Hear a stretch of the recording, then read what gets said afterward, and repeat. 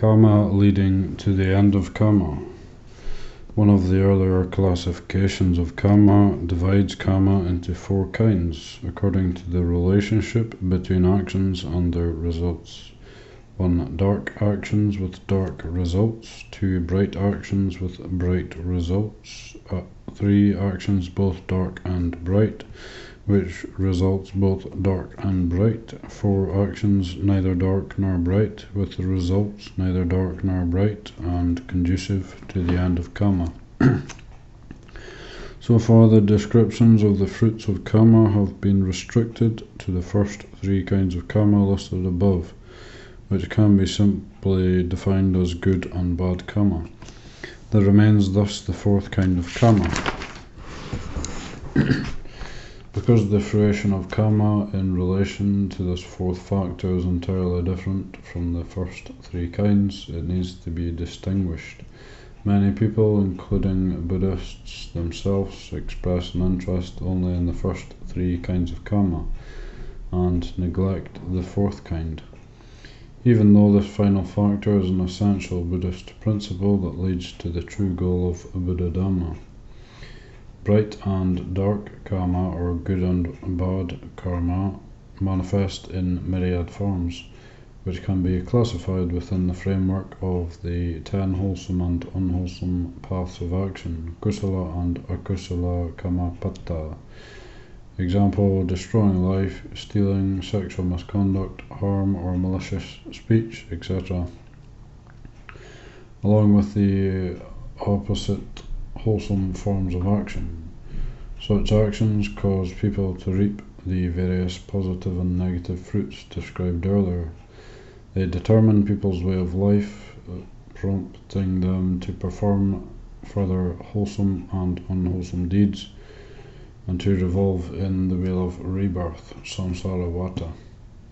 The fruition associated with the fourth kind of Kamma is diametrically opposed to that of the first three kinds. That is, it is volitional action that does not lead to an accumulation of Kamma in the future. This kind of Kamma leads to the end of Kamma, to freedom from Kamma, to the cessation of Kamma. It does not produce more Kamma. Kamma leading to the end of Kamma refers to actions in harmony with those principles, bringing about a realization of the highest goal of Buddhadhamma.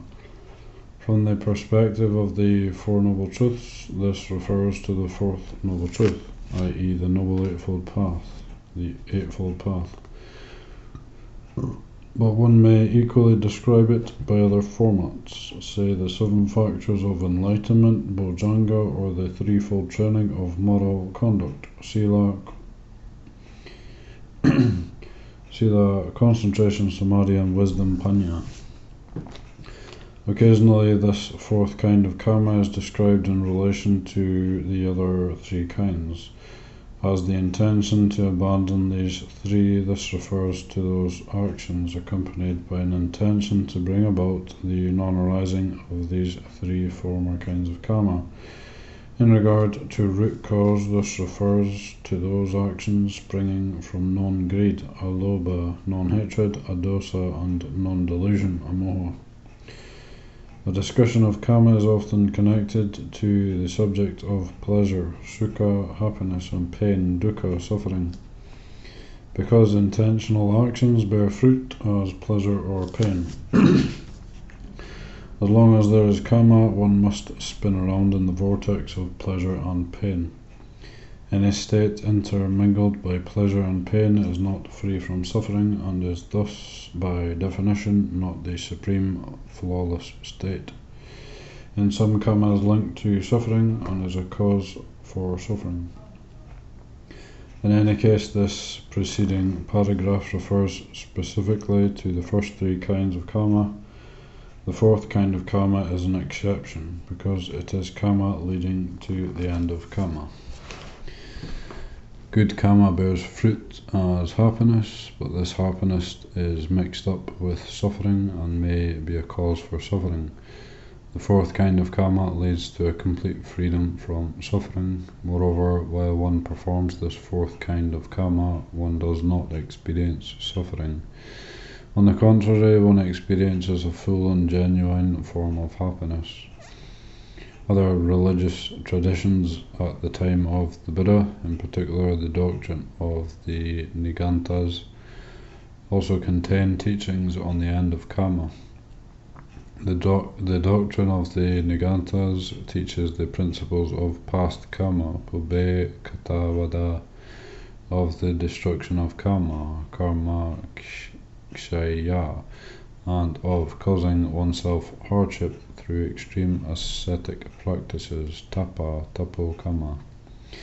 If one is unable to clearly distinguish these three principles from Buddhist teachings, there will arise confusion and misunderstanding. But if one is able to make this distinction, one will gain a clearer understanding of Buddhadhamma.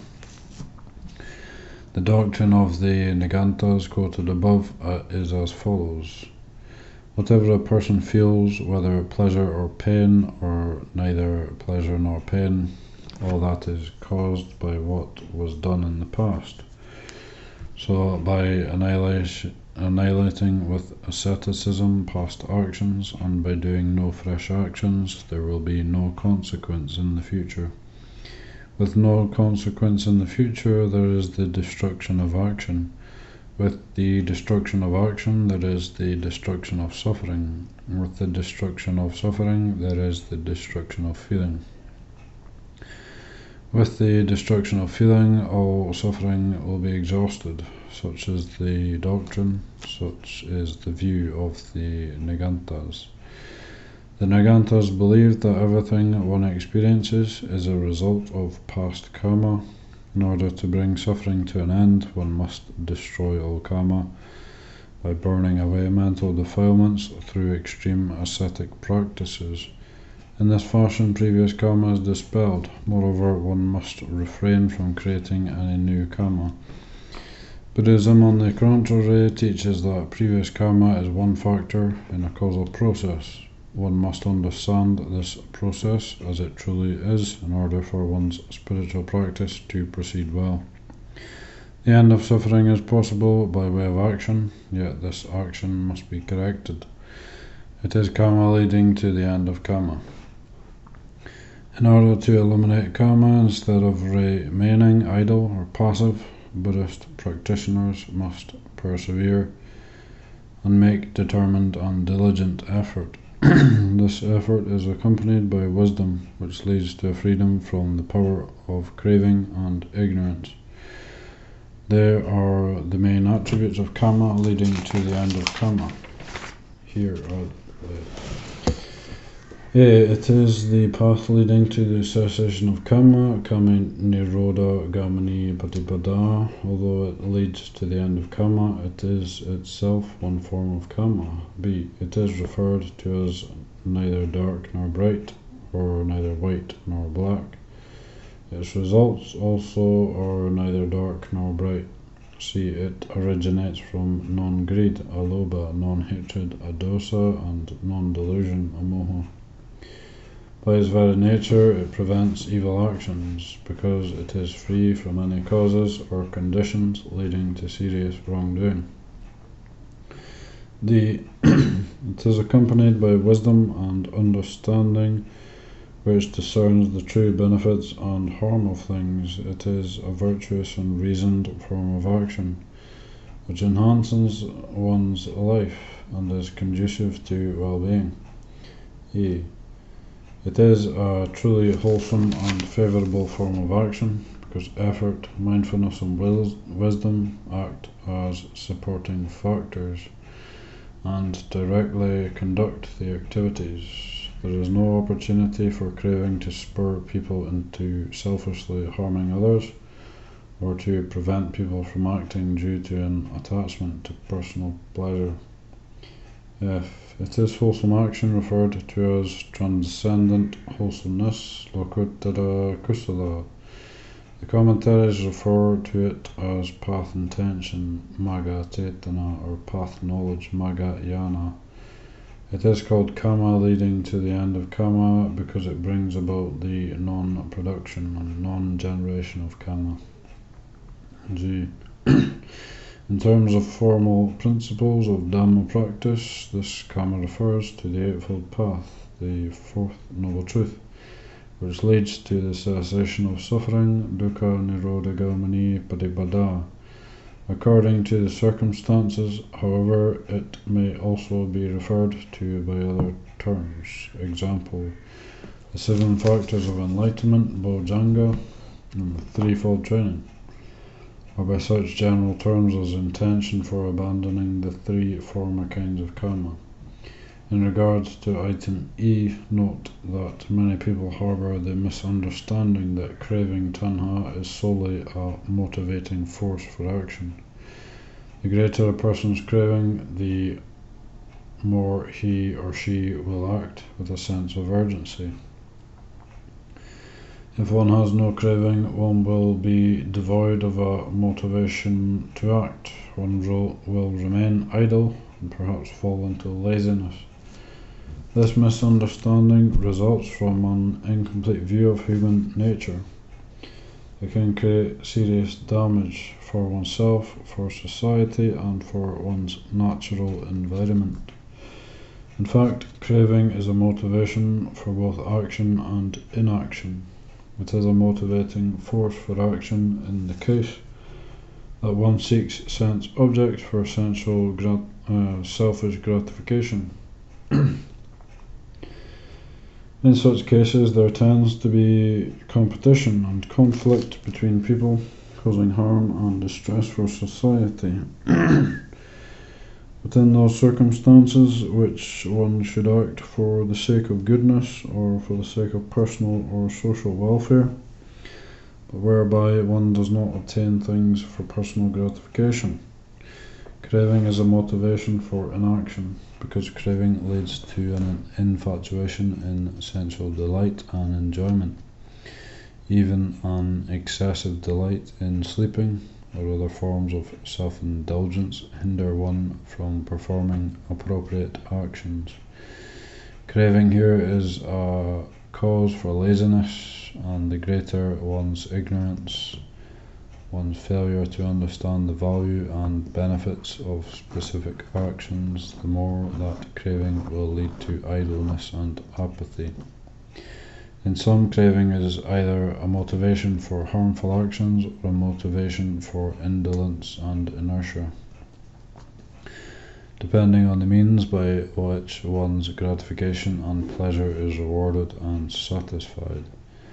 Actions that enhance the quality of life or increase true well-being are distinct from the enjoyment or attachment to sense gratification, and indeed they often require a relinquishment of personal pleasure.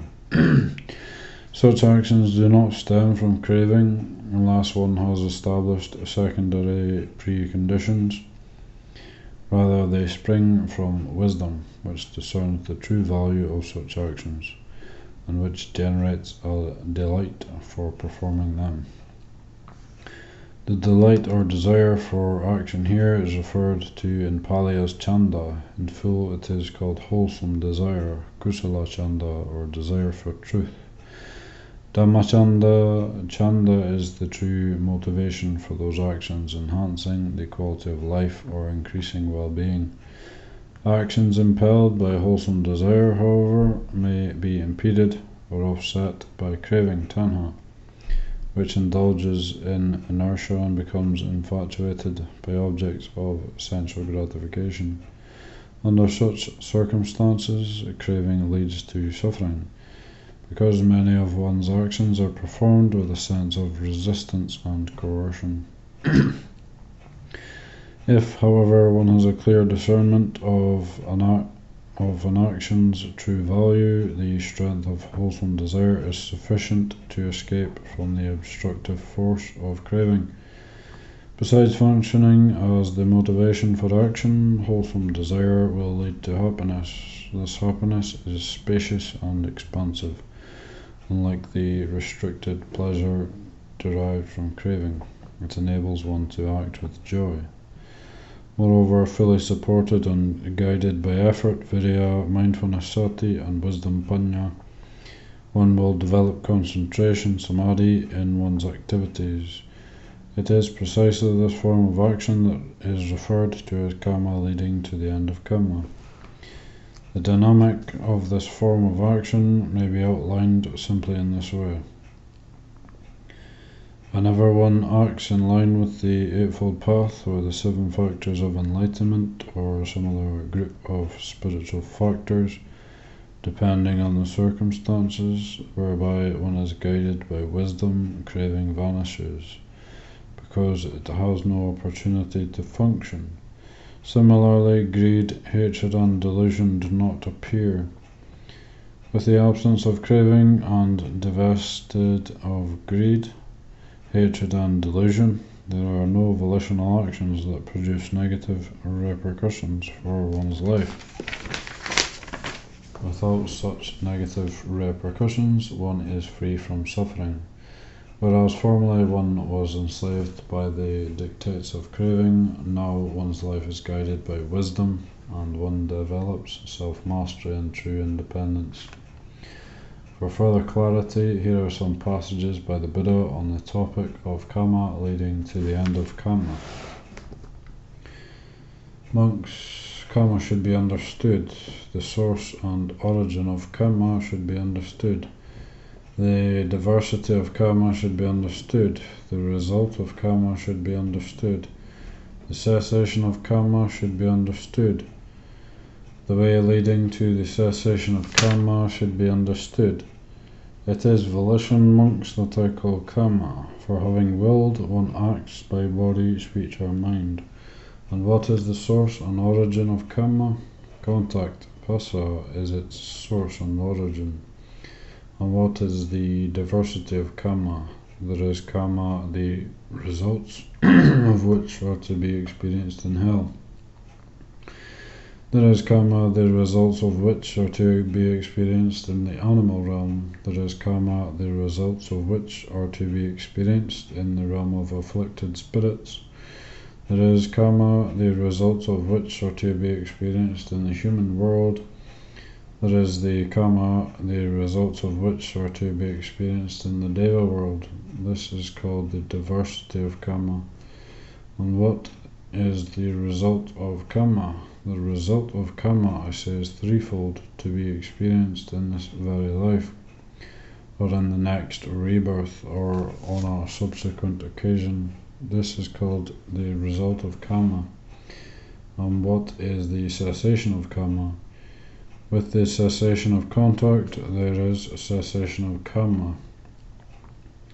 This Noble Eightfold Path is the way leading to the cessation of kamma, namely right view to right concentration. When monks, a noble disciple, thus clearly understands kamma, the source and origin of kamma, and the diversity of kamma, the result of kamma, the cessation of kamma, and the way leading to the cessation of kamma, he understands the holy life endowed with penetrative wisdom to be the cessation of kamma. Monks, I will teach you new and old kamma, the cessation of kamma, and the way leading to the cessation of kamma. And what is old kamma? The eye, ear, nose, tongue, body, and mind is old kamma, fashioned by conditioning factors, generated by volition, a locus of sensation. This is called old kamma. And what, monks, is new kamma? Whatever action one does but now by body, speech, or mind, this is called new kamma. And what, monks, is the cessation of kamma? When one reaches liberation through the cessation of bodily action, verbal action, and mental action, this is called the cessation of kamma.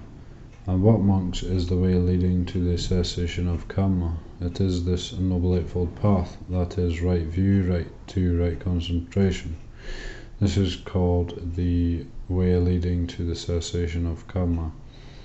Monks, this body is not yours, nor does it belong to others. It is to be seen as old kamma, created by conditioning factors, generated by volition, a locus of sensation. Monks, there are these three causes for the origination of karma. What three? Greed, hatred, delusion is a cause for the origination of karma. Any karma performed through greed, born of greed, caused by greed, originated by greed, ripens wherever the individual is reborn. Wherever that karma ripens, it is there that one experiences its results, either in this very life or in the next rebirth, or on some subsequent occasion. Any karma performed through hatred, through delusion, ripens wherever the individual is reborn. Wherever that karma ripens, it is there that one experiences its results. Monks, there are these three other causes for the origination of karma. What three? Non-greed to non-hatred and non-delusion is a cause for the origination of karma. Any karma performed through non-greed, born of non-greed, caused by non-greed, originated by non-greed, is abandoned when greed has vanished. It is cut off at the root, made like a palm stump, obliterated so that it is no more subject to future arising. Any karma performed through non-hatred, through non-delusion, is abandoned when delusion has vanished.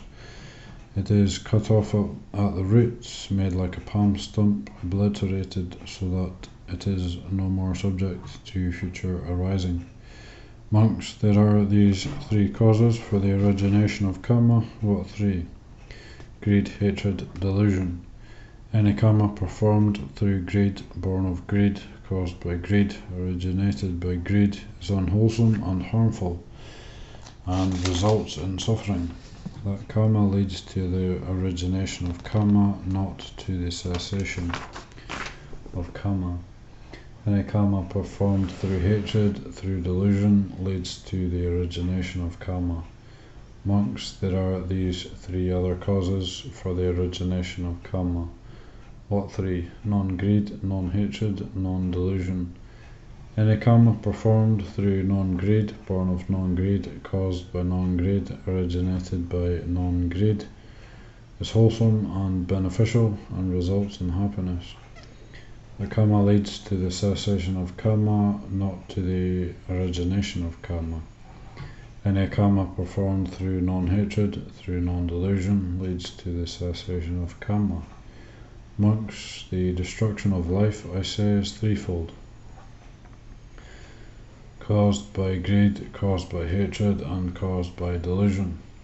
Taking what is not given, sexual misconduct, false speech, divisive speech, harsh speech, idle chatter, covetousness, ill will, wrong view, I say, is also threefold. Caused by greed, caused by hatred, and caused by delusion. Thus, greed is a source and origin of karma. Hatred is a source and origin of karma. Delusion is a source and origin of karma. With the destruction of greed, a source of karma is extinguished. With the destruction of hatred, a source of karma is extinguished. With the destruction of delusion, a source of karma is extinguished. Punya, there are four kinds of action proclaimed by me after realizing them for myself with direct knowledge. What are the four? There is dark action with dark result. There is bright action with bright result. There is dark and bright action with dark and bright result. And there is action that is neither dark nor bright with neither dark nor bright result. Action that lead to the destruction of action.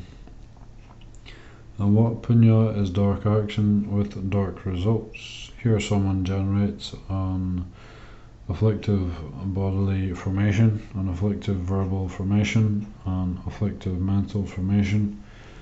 Having generated an afflictive bodily formation, he reappears in an afflictive world. When he has reappeared in an afflictive world, afflictive contacts touch him. Being touched by afflictive contact, he feels afflictive feelings, extremely painful, as in the case of the beings in hell. On this account, a being's birth is due to previous actions. One is reborn through the actions one has performed.